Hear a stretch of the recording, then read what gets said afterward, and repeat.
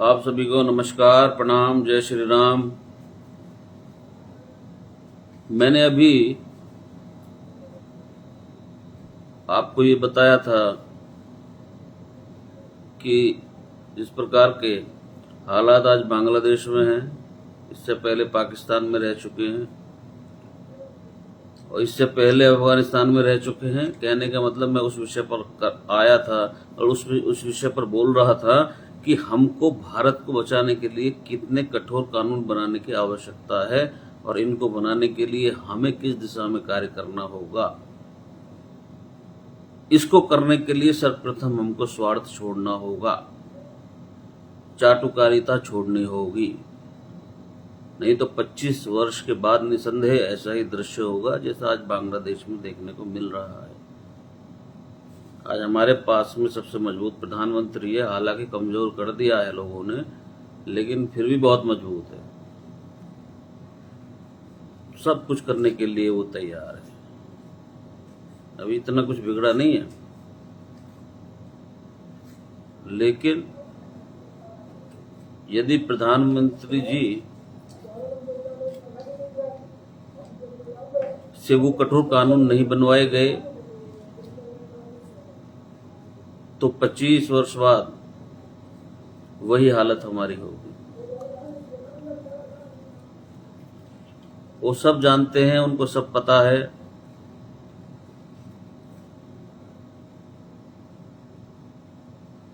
दो 2050 का अल्टीमेटम मैं समझता हूं कि प्रत्येक मुस्लिम प्रोफेसर हो, चाहे कोई भी संगठन हो मुस्लिम, सब ने 2050 का हमको अल्टीमेटम दिया है। और ये अल्टीमेटम वैसे ही नहीं दिया, 100 वर्ष से पूर्व, मतलब 100 वर्ष से अधिक।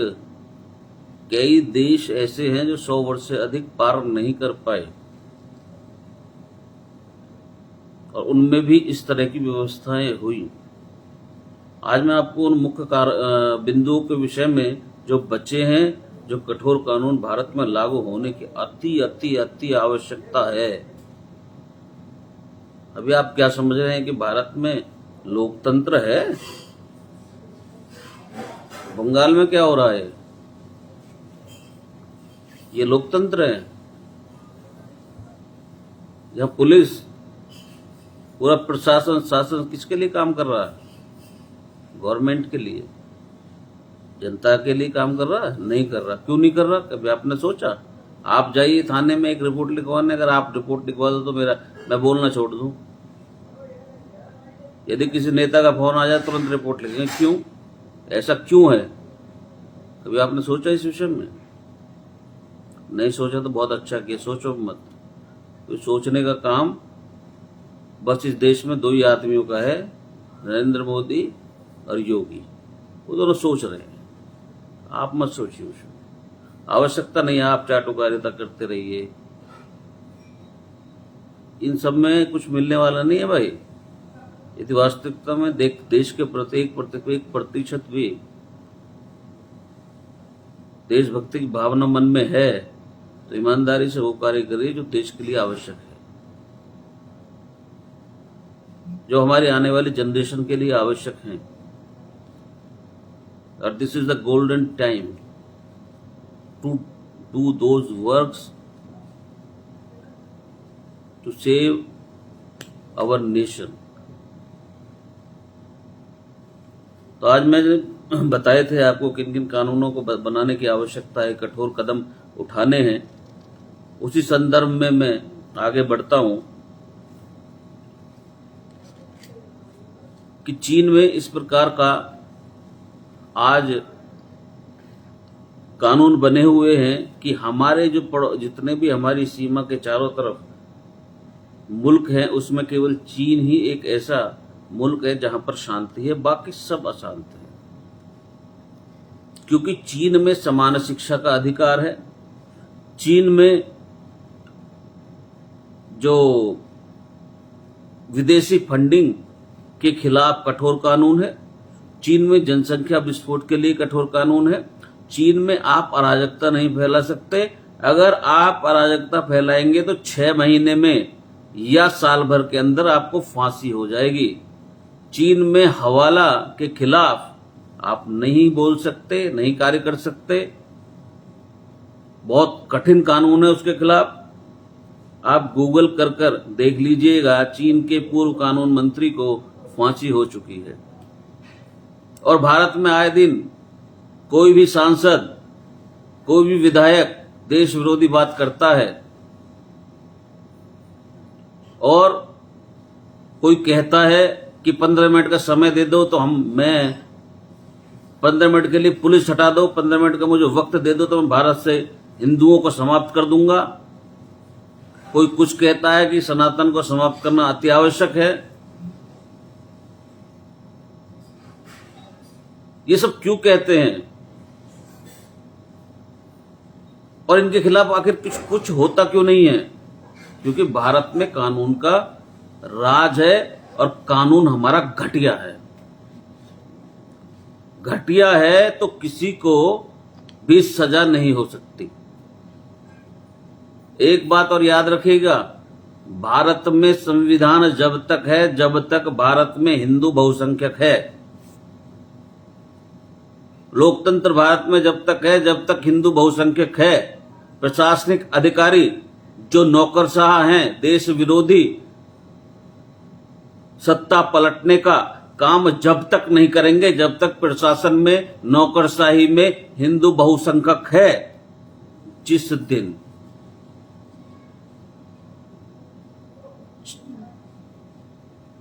जहां जहां हिंदू खत्म होने लग जाएंगे, अराजकता फैलनी शुरू हो जाएगी। शुरुआत हो चुकी है। आई थिंक यू नो और डोंट नो, 9 राज्यों की डेमोग्राफी बदल चुकी है।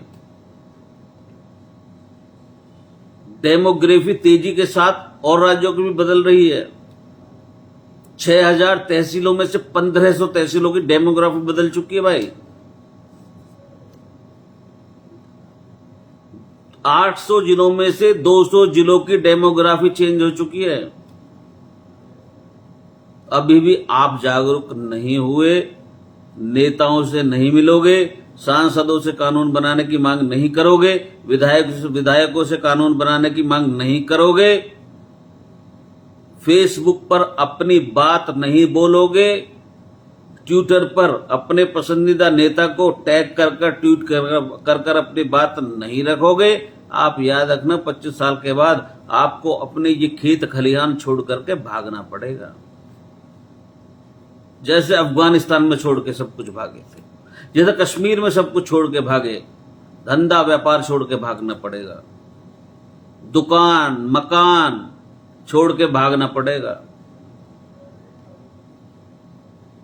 जो जैसे अभी नागालैंड में सब कुछ छोड़ के भाग रहे हैं, मेघालय में सब कुछ छोड़ के भाग रहे हैं, भारत के अंदर भी तो वही हो रहा है जो बांग्लादेश में आज हो रहा है।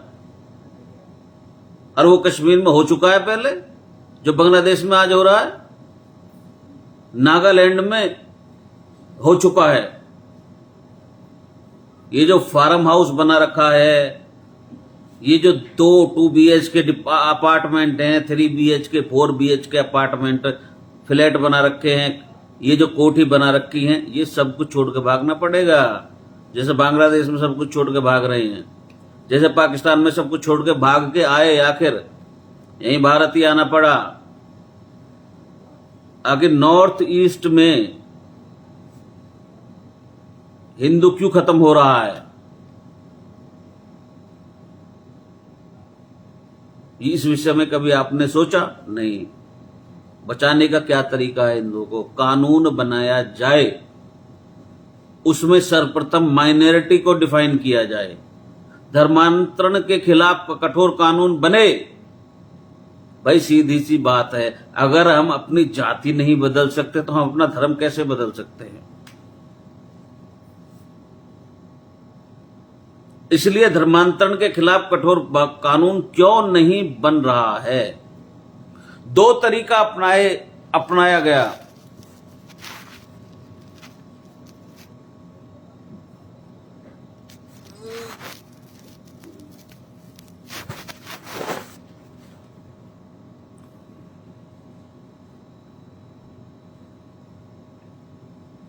धर्मांतरण के खिलाफ कठोर कानून क्यों नहीं बन रहा है?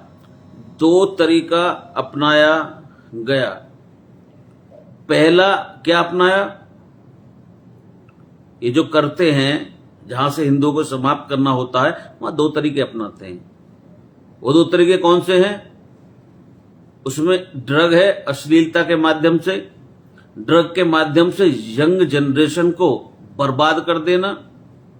दूसरा, वहां पर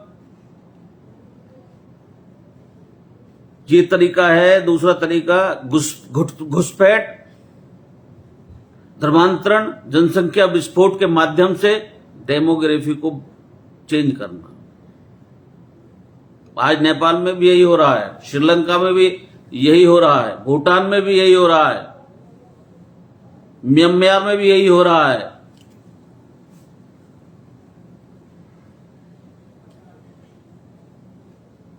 मैंने आपको बताया था, जैसे अफगानिस्तान हमारे बॉर्डर पे है, पाकिस्तान हमारे बॉर्डर पे है, मालदीव हमारे बॉर्डर पे है, बांग्लादेश में हमारे बॉर्डर पे है, ऐसे ही ये सब कभी भारत हुआ करते थे, भारत के हिस्से हुआ करते थे। इतना विरुद्ध था भारत। इस पूरे को ही गजवाए हिंद करना है। गजवाए हिंद का मतलब ये नहीं है कि केवल भारत से हिंदुओं को समाप्त करना, नहीं, ये पूरे एरिया से हिंदुओं को समाप्त करना, यही गजवाए हिंद का मतलब है।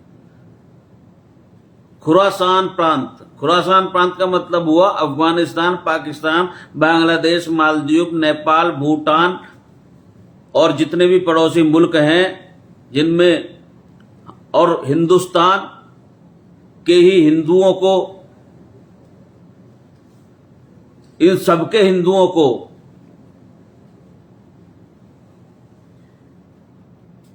समाप्त करना गजवाए हिंद है।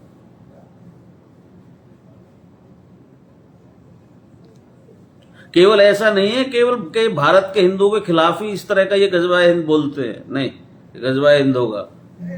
इनका उद्देश्य गजवाए हिंद का बहुत वृहद है और ये उस पर बहुत दिनों से कार्य कर रहे हैं और काफी हद तक ये सफल हो चुके हैं। अगर हमने कानूनों को बदल दिया तो भारत बच जाएगा, भारत की संस्कृति बच जाएगी। जो बांग्लादेश में हो रहा है यह हमारी बहन बेटियों के साथ नहीं होगा। भारत सुरक्षित रहेगा जैसे आज चीन सुरक्षित है। भारत सुरक्षित रहेगा यदि चीन के रास्ते पे चलेंगे। चीन की तरह कठोर कानून बनाएंगे तो भारत बचेगा। अगर हम झूठे सेक्युलरिज्म के चक्कर में और समाजवाद ये वो झूठे ढकोसले पाखंड के चक्कर में यदि लगे रहे तो बर्बादी निश्चित है। इन नेताओं की बतौलबाजी के चक्कर में लगे रहे, फंस गए। मैं कह रहा हूं 25 वर्ष के बाद में न यादव बचेंगे न पटेल बचेंगे। बांग्लादेश में यादवों का भी घर जलाया जा रहा है, पटेल का भी घर जलाया जा रहा है, ब्राह्मणों का भी घर जलाया जा रहा है, क्षत्रियों का भी घर जलाया जा रहा है, दलितों का भी घर जलाया जा रहा है, हिंदुओं का भी घर जलाया जा रहा है, बौद्ध का भी, पारसी का भी, सबका घर जलाया जा रहा है। इसलिए मैं कह रहा हूं भारत को बचाने के लिए एक one nation one police code बनाना पड़ेगा।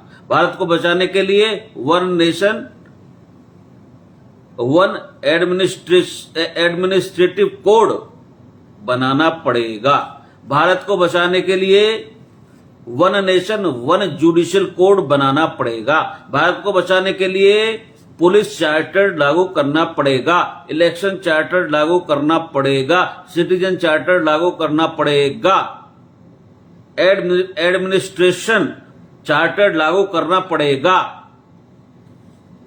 जो देश विरोधी बात करें, भारत की संस्कृति के खिलाफ बात करें, उसकी नागरिकता खत्म करने का कानून बनाना पड़ेगा।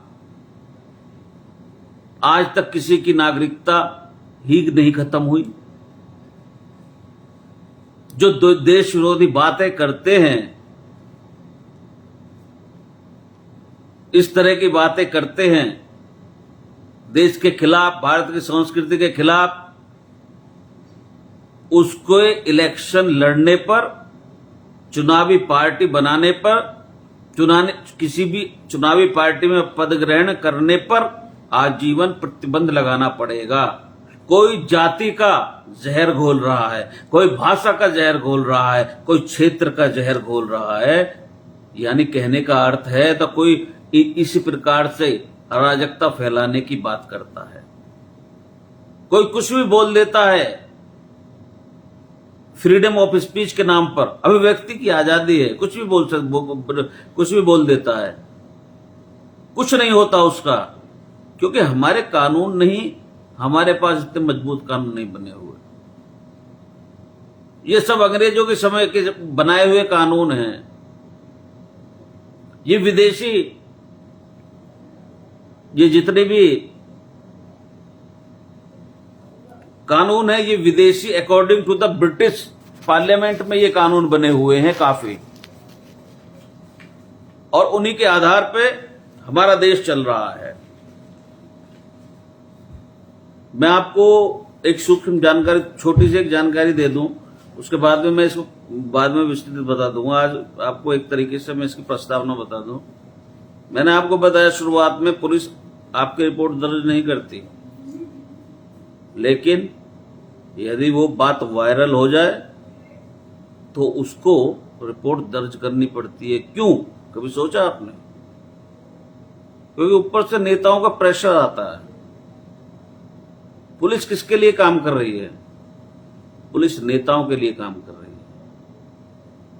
पुलिस कलेक्टर के लिए काम कर रही है, कलेक्टर को संरक्षण देने के लिए काम कर रही है, पुलिस कमिश्नर को संरक्षण दे रही है। आपने देखा कमिश्नर कितना बड़ी चीज माना जाता? क्यों?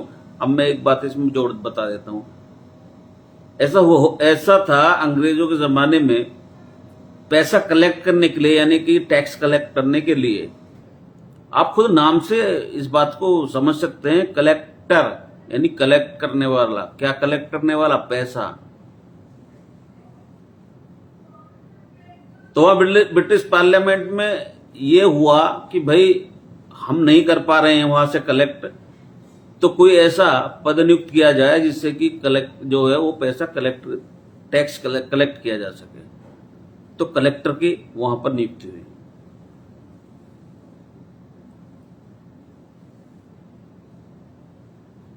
जब कलेक्टर कलेक्ट करने जाते तो फिर जो भारतवासी थे एक दो जगह मने हुई वहां पर, और उनके बीच में थोड़ी झड़प हुई, थोड़ी झगड़ा वगड़ा हो गया। तो फिर उन्होंने कहा कि एक अधिकारी की और नियुक्ति करते हैं। उन्होंने कमिश्नर ला दिया। अब कमिश्नर कौन था? कमिश्नर की खुद की जिम्मेदारी थी अपने आप को बचाने की, क्योंकि उससे वो कमीशन लेता था, जो पैसा उगा के लाता था उसमें सेट था उसका पैसा, अगर ब्रिटिश शासन में। और उसकी जिम्मेदारी कलेक्टर को भी प्रोटेक्ट करने की थी, लेकिन ये भी कामयाब नहीं हुए। फिर ब्रिटिश पार्लियामेंट में इस बात पर चर्चा हुई। चर्चा होने पर यह विषय उठा कि भाई वहां पैसा अच्छा कलेक्ट हो रहा है, सब कुछ ठीक है, लेकिन वहां पर कभी कभी हिंसा हो जाती है। एक कलेक्टर का मतलब सर फूट गया और कमिश्नर के खिलाफ भी हिंसा हुई। तो उन्होंने जब इंडियन पुलिस एक्ट 1937 के अंतर्गत पुलिस की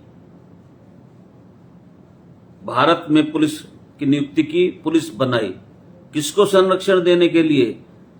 अपने नेताओं को, ब्रिटिशर्स थे उनको, और कलेक्टर को और कमिश्नर को।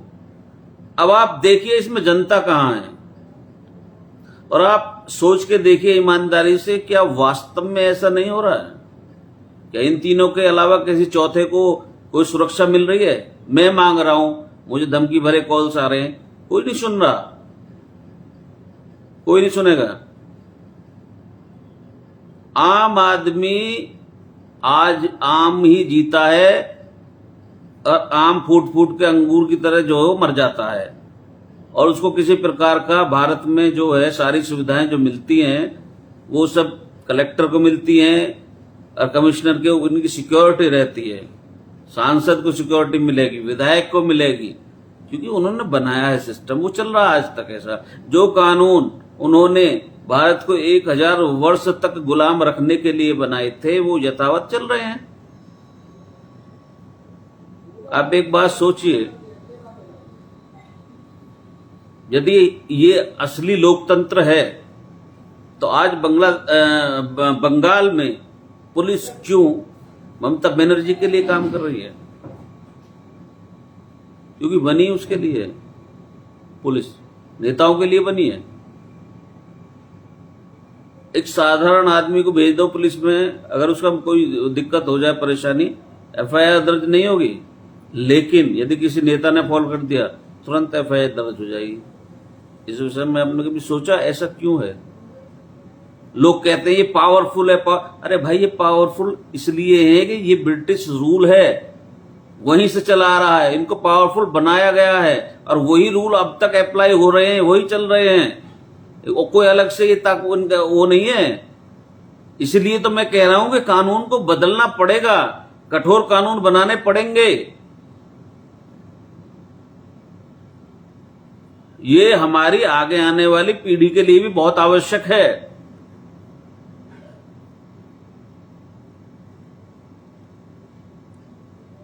आप किसी भी एक नेता से, एक मंत्री से जाके मिलके मुझे दिखा दीजिए, एक आम नागरिक,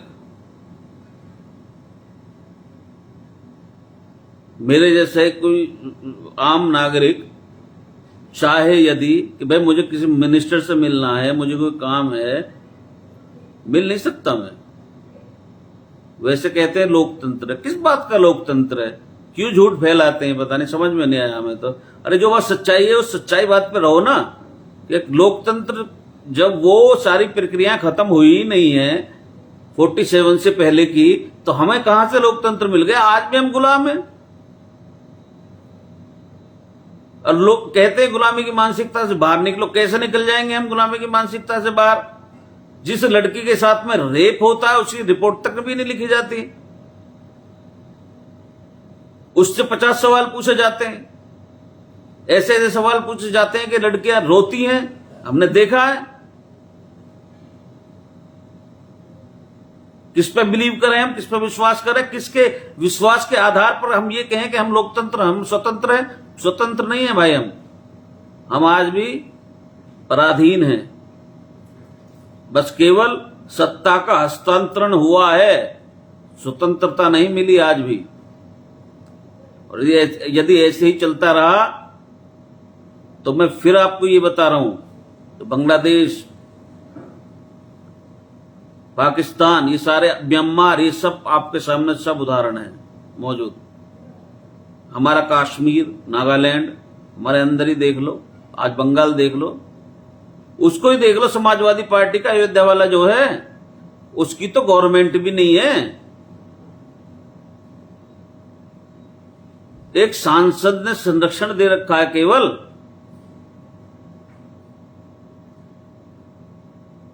खुद सोचो ना कि भाई वोट कौन कर रहा है? आम आदमी। और शक्तिशाली कौन बन रहा है? नेता। वैसे क्या बोला जाता है? जनता के सेवक, जनता के हम सेवक हैं। चुनाव से पहले यही बोलते हैं ना, हम तो आपके सेवक हैं, पैरों में भी लौटेंगे, पैर भी छुएंगे, ये भी करेंगे, वो भी करेंगे। चुनाव के बाद में क्या होता है? फोन भी नहीं उठते। ऐसा ही ना? ऐसा क्यों है? आपने कभी सोचा? क्योंकि हम आज तक गुलाम हैं। भारत कभी आजाद न हुआ अभी तक, केवल सत्ता हस्तांतरण हुआ है। काले से गौरव पर गई थी उस समय, और उन्होंने उस गुलामी को और मजबूत कर दिया सेकुलर शब्द जोड़कर भारत के संविधान में, श्रीमती इंदिरा गांधी जी ने। और क्या क्या बोलूं मैं, बोलता रहूं, लेकिन मेरे बोलने से क्या फायदा क्या है? मैं जब ये सब विषयों पर बोलना मैंने प्रारंभ किया, मैंने सब कुछ आपको बता चुका हूं ऑलरेडी। ये सारी चीजें सब कुछ मैंने आपको डीपली बता दिया है कि जो भी जिस भी प्रकार की जो चीजें हैं, जो कार्य अब हो रहे हैं भारत में, वो उनको कोई भी नहीं रोक सकता। एक नेता के पीछे कितने सिक्योरिटी के ऊपर पैसा खर्च किया जाता है, कोई उनको पूछने वाला है? नेता को क्यों सिक्योरिटी चाहिए? किस लिए चाहिए सिक्योरिटी नेता को? जनता का सेवक है ना, तो सिक्योरिटी क्यों चाहिए? सेवक को सिक्योरिटी की आवश्यकता होती है? पागल बनाने का काम है। सारे 47 से पहले के कानून चले आ रहे हैं, अब वही चल रहे हैं। जब तक आम आदमी जागरूक नहीं होगा ईमानदारी से, जब तक ये देश नहीं बदल सकता। और 25 साल के बाद भाई तैयार रहना, ये मैं आपको इस बात का मैं गारंटी दे सकता हूं। और आज भी कम नहीं हो रहा हमारे साथ। यदि मैं एक एक घटना बताने लगूं आज भी क्या हो रहा है, तो आपके दिल दहल जाएंगे। ये तो वो 2 घटना है जो हाईलाइट हो गई। बहुत सारी तो हमारी बहन बेटियों के साथ ऐसी घटनाएं होती हैं जो दबा दी जाती हैं, जो पता भी नहीं चलता। तो आप सबने मुझे सुना, बहुत बहुत धन्यवाद। लेकिन भाई अवेयरनेस बहुत जरूरी है। आप जागरूक होइए, अपने देश के लिए जागरूक होइए। अभी हम आजाद नहीं है, अभी हम आजाद नहीं है। जिस दिन हम आजाद हो जाएंगे उस दिन स्वतंत्र में अभी स्वयं का भाव हमें पता ही नहीं है, हम जानते ही नहीं स्वयं क्या है। ये मैं कितने दिनों से चीख रहा हूं, चिल्ला रहा हूं कि सत्ता हस्तांतरित हुई है, पहले क्या होता था, कौन कौन से समय में क्या क्या बना। ये सब चीज मैंने अब आपको बताई पहले, इसलिए बताई जिससे थोड़ी बहुत जागरूकता आ जाए। लेकिन मेरे जैसे 50 लोग बता रहे हैं, वो अपना काम कर रहे हैं ईमानदारी से, उनको सिक्योरिटी मिलनी चाहिए। जैसे मैं देखता हूं एक दो लोग हैं, राजीव दीक्षित जी 2012 में शायद उनकी डेथ हुई, आज तक पता नहीं चला क्यों डेथ हुई। क्यों? क्योंकि वो जागरूक करने के लिए निकले थे देश को। वो अपनी सारी जो पढ़ाई थी वो छोड़कर केवल और केवल भारत स्वाभिमान के लिए निकले थे। बाबा रामदेव जी के साथ उन्होंने शुरुआत की थी। और उनके साथ में क्या हुआ मुझे बताए कोई? उनकी मृत्यु कैसे हुई? नहीं बता सकता। जो आदमी सत्य बोलेगा, सच बोलेगा, उसे जीने का अधिकार नहीं है। और ये अब से नहीं है, पहले से गुरु गोविंद सिंह जी सच के चक्कर में तो ऐसे सच्चे पातशाह चले गए। झूठ नहीं बोल सकते, सच। दोनों बेटे, मां, मतलब सब कुछ, 2 बच्चों का जिन्होंने वो कर दिया, वो केवल एक सच के चक्कर में। झूठ नहीं बोल सकते थे, इसीलिए सच की कीमत चुकानी पड़ती है, सत्य की कीमत चुकानी पड़ती है। लाल बहादुर शास्त्री जी ने चुकाई, श्यामा प्रसाद मुखर्जी ने चुकाई, पंडित दीनदयाल उपाध्याय जी ने चुकाई, मोरारजी देसाई जी ने चुकाई।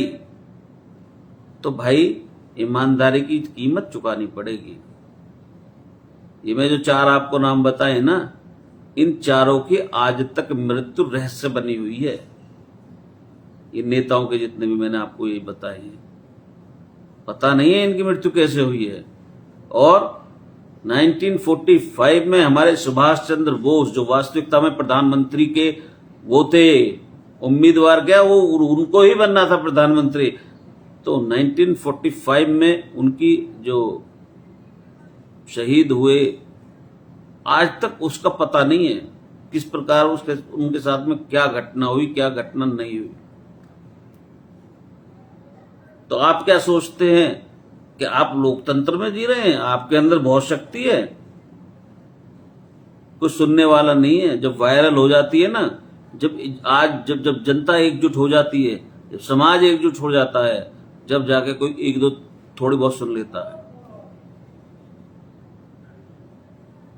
जो कानून के विषय में थोड़ा बहुत जानता है, उससे कोई सुन लेता है। अदरवाइज मैं आपको बता दी है, थोड़ी सी मैंने बताया अभी पुलिस और उसके विषय में, कलेक्टर और उसके बाकी जानकारी मैं आपको इन सब विषयों पर बाद में अभी 2-4 दिन बाद में देना शुरू करूंगा। वो इसलिए दूंगा कि सभी अभी ये सोचते हैं कि हम तो जो भारत का लोकतंत्र हमारे लिए है, वो हमारे लिए नहीं है, हम आज भी गुलाम हैं। लोकतंत्र जिनके लिए है वो मौज ले रहे हैं जिंदगी की। आप सबने मुझे सुना, धन्यवाद। जय जय श्री राम।